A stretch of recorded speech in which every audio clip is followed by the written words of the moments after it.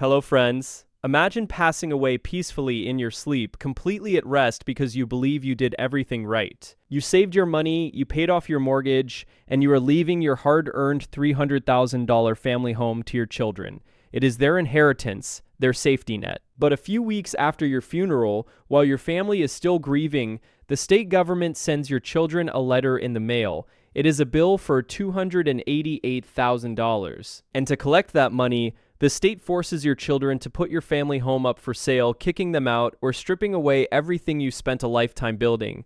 This is the hidden trap waiting for millions of American families. Right now, there are seniors all across the country who mistakenly believe that because they successfully qualified for Medicaid, their long-term nursing home care is completely free.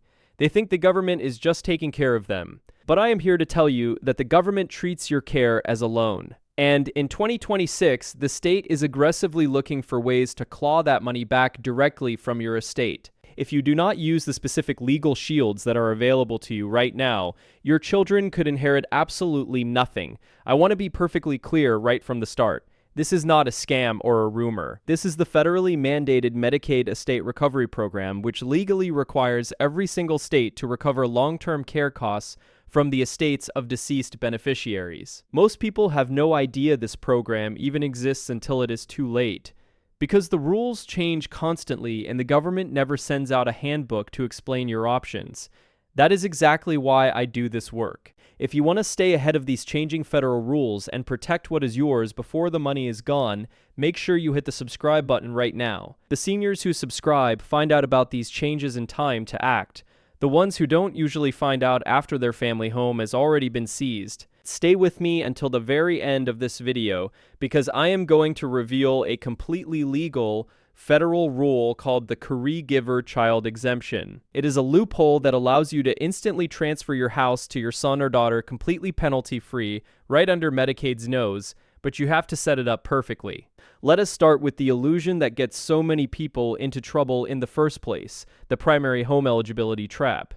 When you apply for Medicaid long-term care, the caseworker looks at your assets to see if you are poor enough to qualify. In 2026, federal guidelines say that your primary home is considered an exempt asset. Depending on which state you live in, you can have anywhere from $713,000 to over $1,071,000 in home equity, and Medicaid will still approve your application. Because they ignore the house on day one, seniors fall into the trap of assuming the house is safe forever. Write this down. Your home is only safe while you are alive. To protect your family, you need to follow a very specific set of steps. First, go find your paperwork and verify the current deed of your primary home. Second, you must look yourself in the mirror and acknowledge that qualifying for Medicaid today does not mean your home is protected after you die. Third, stop telling yourself that your care is free.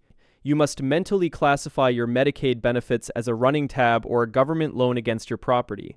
Fourth, keep a dedicated folder for every single monthly explanation of benefits form that Medicaid sends you, so you can track exactly how much debt is accumulating against your estate in real time. Take the case of a real person named John from Ohio. John was 78 years old when his health failed and he needed to move into a nursing home that cost $8,000 a month. Because his $300,000 house was his primary residence, Medicaid approved his application. John spent 3 full years in that facility, comfortable in the belief that his home was protected. Let us walk through the actual dollar math on John's care.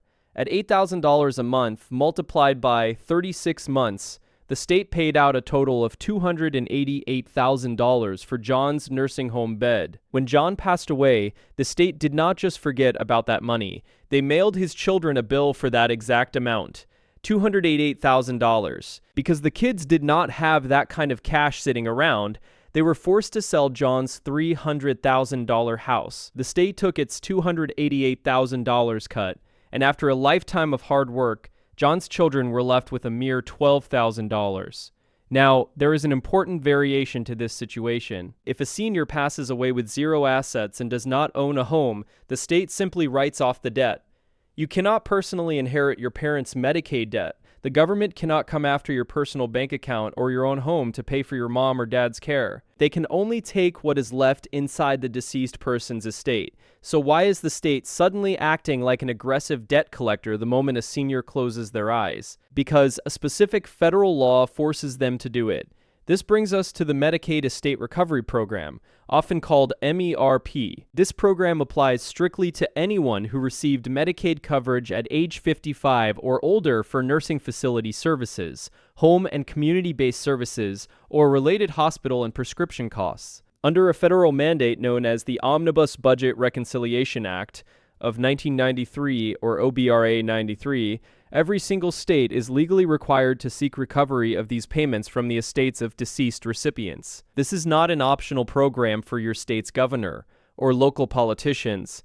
If your state fails to aggressively pursue the homes and assets of dead Medicaid recipients, the federal government will withhold federal Medicaid matching dollars from that state. If you are facing this reality, your action steps must be deliberate. Step 1 is to clearly differentiate between Medicare and Medicaid. Medicare never recovers costs because it is an insurance program you paid into.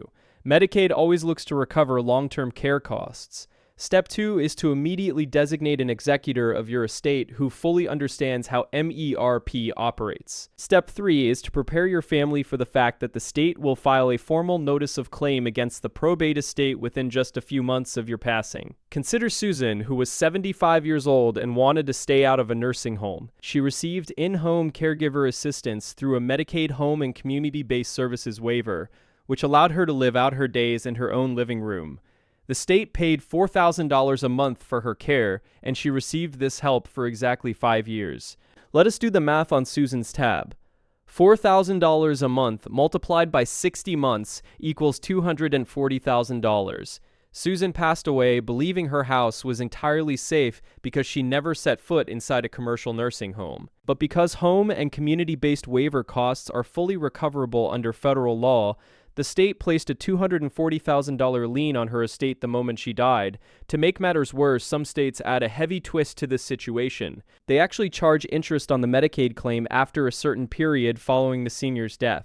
If the heirs try to fight the state in court or delay selling the property, a $240,000 claim can easily snowball into a much higher debt, wiping out every single dollar of remaining equity. When families first find out about this running government tab, the immediate reaction is almost always panic, and that panic leads directly to the absolute worst mistake a senior can make, trying to give the house away to their children at the last second. The moment a senior signs over their property out of fear, they walk right into a financial buzzsaw known as the 5-year lookback penalty. This rule applies to any senior who attempts to transfer, gift, or sell their home for less than what it is actually worth right before they apply for Medicaid benefits.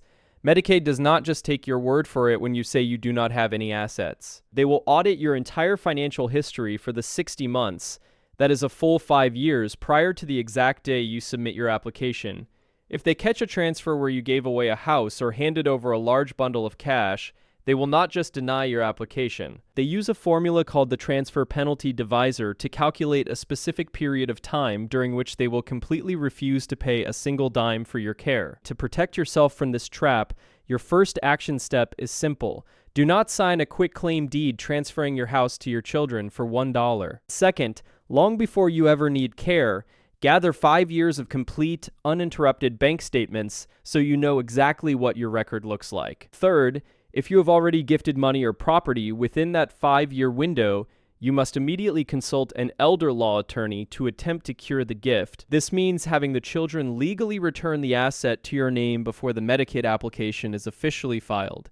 Let us look at how this destroys a family's finances using the example of David, an 80-year-old grandfather in Pennsylvania. David realized his health was failing and he would soon need a nursing home. To hide his $300,000 house from the Estate Recovery Program, he deeded the entire property over to his son for $1. 6 months later, his family could no longer care for him at home, and they applied for Medicaid. Here is the brutal dollar math the state applied to David. The caseworker discovered the transfer and flagged the full $300,000 value of the home. In David's state, the average private pay cost of a nursing home, the penalty divisor, is $10,000 a month. The state took the value of the gift and divided it by that monthly cost. $300,000 divided by $10,000 equals 30. Medicaid handed David a 30-month penalty period. For 2.5 years, the government refused to pay for his room and board. Because David had no other money, his son was forced to put that exact house on the market and sell it anyway, using the $300,000 in equity to pay the nursing home out of pocket just to keep his father from being thrown out on the street. Now, there are major geographic variations to how this rule is handled. California recently phased out its asset test and look-back rules for certain state Medicaid programs, but the vast majority of the country still strictly enforces the 60-month look-back period. New York takes a different approach, maintaining a separate, shorter 30-month look-back period, specifically if you are applying for in-home community care instead of institutional nursing home placement. But what if you do not give the house away, and you simply hold on to it until you pass away? Whether the state can actually grab the deed depends entirely on the probate laws of your specific state. This brings us to the massive dividing line between standard and expanded recovery states. This distinction directly impacts every heir who stands to inherit an estate from a deceased Medicaid recipient. If you live in a standard recovery state, the government is legally restricted to collecting money only from assets that pass through the official county probate court. If you live in an expanded recovery state, the law gives the government a much longer reach. They can legally pierce and claw back assets that bypass probate entirely, including living trusts, joint bank accounts, and jointly owned real estate. Your action steps here require some homework. Step 1, go to your state's Department of Health website or call your local office to confirm whether you live in a probate-only state or an expanded recovery state. Step 2, if you live in a standard probate-only state, work to ensure your regular bank and brokerage accounts are set up with designated beneficiaries so they automatically bypass the probate process. Step 3. If you live in an expanded state, you must accept the hard reality that simply putting your child's name on your deed as a joint owner will not stop the government from seizing their share of the equity when you die. To see how much your zip code matters, look at Mary from Michigan and Linda from Ohio. Both of these women passed away owing Medicaid $150,000 for their care. Both women left behind a $200,000 house that was titled jointly with right of survivorship to their daughters, meaning the property automatically transferred to the kids without going to probate court. The math for Mary's daughter in Michigan was incredibly clean. Because Michigan is a standard probate-only state, and because joint property bypasses the probate court, the house passed to Mary's daughter completely free and clear. The state's recovery program received $0. But look at Linda's daughter in Ohio. Because Ohio is an expanded recovery state, the government legally pierced that joint ownership structure. They placed a lien on the home, forced the daughter to put the house up for sale, and took the full $150,000 directly out of the proceeds, leaving the daughter with just $50,000. Texas and Florida are standard probate-only states, making them much easier to defend, which is why knowing your state's exact classification is the single most important factor in elder estate planning. No matter what state you call home, federal law does mandate 3 specific situations where the government is absolutely forbidden from touching your house. These are known as the statutory family shields, and they apply to deceased Medicaid recipients who leave behind a living spouse, a minor child under the age of 21, or a blind or permanently disabled child of any age. The federal government recognizes that it cannot leave a widow or a vulnerable disabled child homeless. If any of these 3 protected individuals are living in the primary residence when you pass away, the state is legally prohibited from recovering against the home. The collection of the debt must be deferred. To claim this protection, you must follow these steps in order. First, ensure that the surviving spouse or disabled child's primary address is legally registered at the property with the county. Second, the exact moment the state's estate recovery notice arrives in the mail, your family must respond immediately with a formal written claim of exemption letter. Third, attach official documentation to that letter, such as birth certificates for minor children or Social Security Administration disability award letters for an adult disabled child. Fourth, once verified, the state will pause its collection efforts and hold the lien in check. Let us look at how this worked for a senior named Robert. Robert passed away, owing the state $200 and voyage $1,000 for his time in a long-term care facility. His 70-year-old wife, Barbara, was still living in the family home. The federal law stepped in with powerful dollar math for Barbara. The state was legally barred from forcing a sale or kicking her out, deferring the entire $200,000 debt. By staying in the paid-off family home for 10 more years instead of being forced into the rental market and assuming a modest local rent of $2,000 a month, this single exemption effectively saved Barbara $240,000 in living costs over that decade. Keep in mind, however, that the state may still place a silent lien on the property. They will simply wait in the background, collecting that $200,000 only after Barbara eventually passes away or decides to sell the home down the road. There is also a sibling exemption that works similarly if a brother or sister lived in the home for at least 1 year before you entered the facility and holds an equity stake in the property. But what if you have an adult child who moved back home specifically to take care of you and keep you out of a nursing home for as long as possible? That is when you unlock the single most powerful deed transfer available in the entire American legal system. This is the Caregiver Child Exemption, and it is the exact legal loophole I promised to reveal to you at the beginning of this video. This exemption is an explicit written exception to the brutal 5-year lookback penalty. It applies specifically to adult children who move into their parents' primary home to provide hands-on medical and daily care.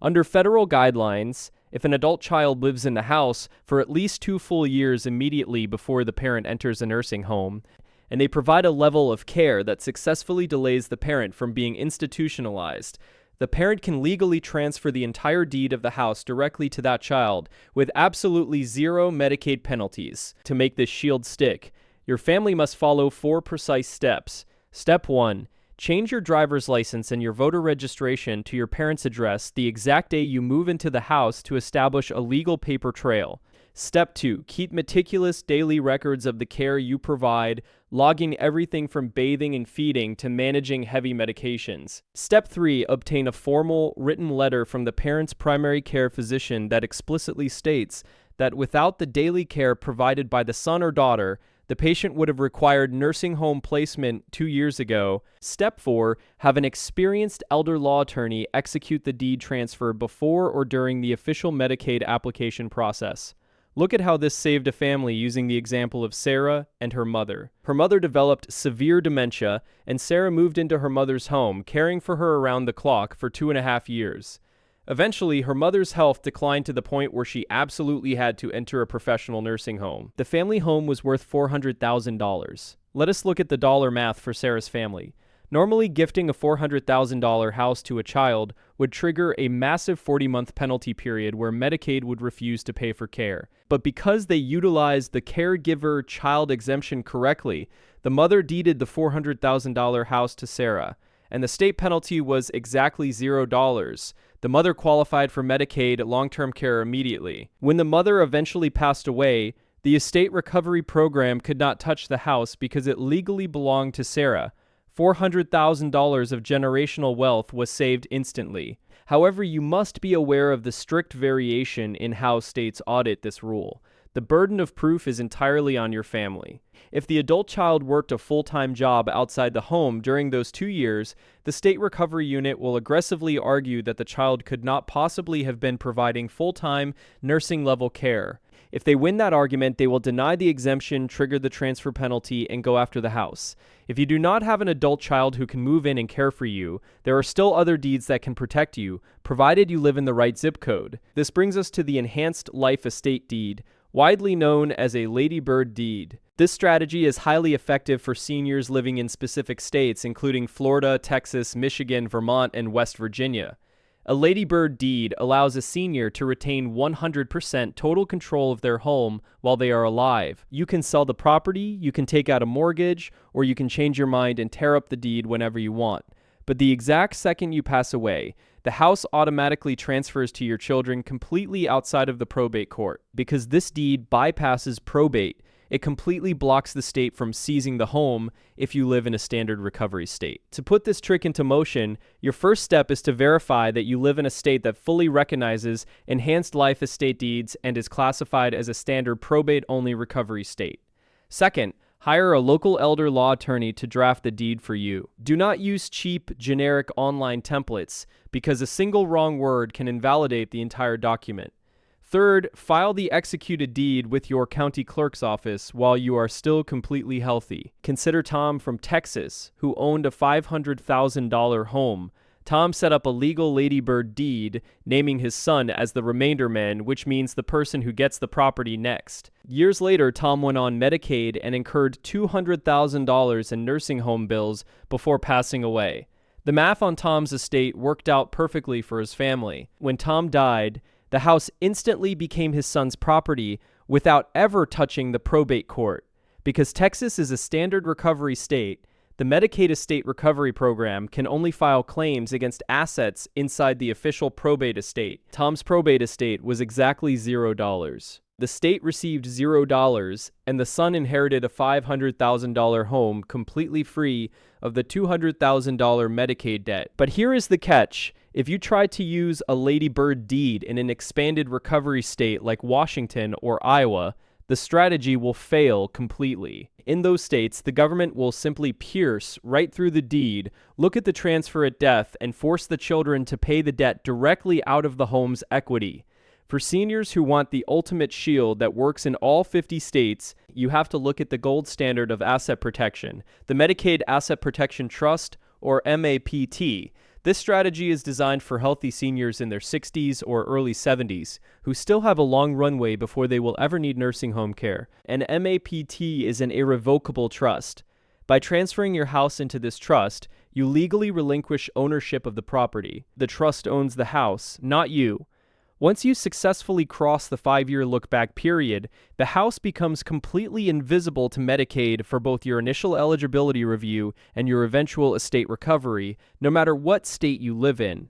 The steps to build this shield must be done early. Step 1, hire an elder law attorney to custom draft an irrevocable Medicaid Asset Protection Trust. Step 2, legally retitle your primary home and any major brokerage accounts directly into the name of the trust.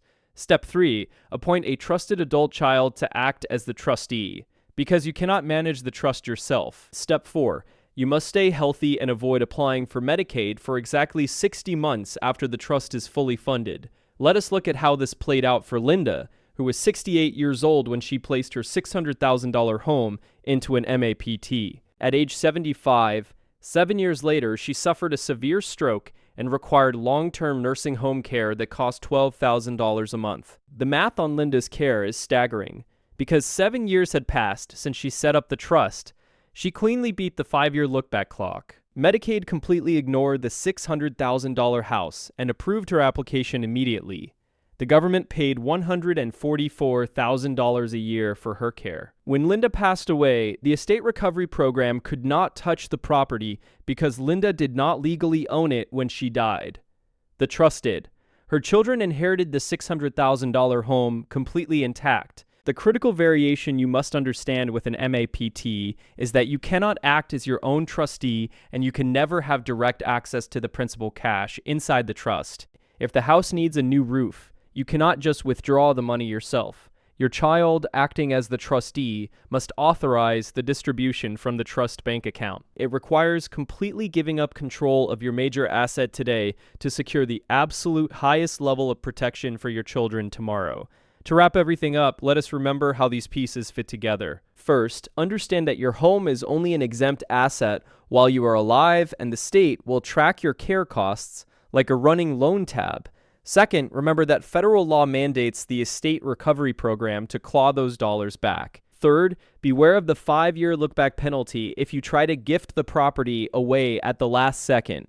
Fourth, look up whether your state uses standard probate-only recovery or expanded recovery. Fifth, know that the state cannot collect while a surviving spouse or disabled child lives in the home. Sixth, utilize the Caregiver Child Exemption if you have a child providing 2 years of documented in-home care.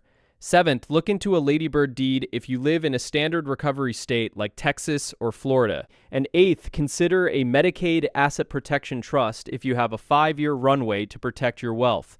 Medicaid does not provide free nursing home care. It provides a high-interest government loan against your life savings, but by utilizing the Caregiver Child Exemption or the 5-year trust, you can legally guarantee that your family home stays exactly where it belongs with your family.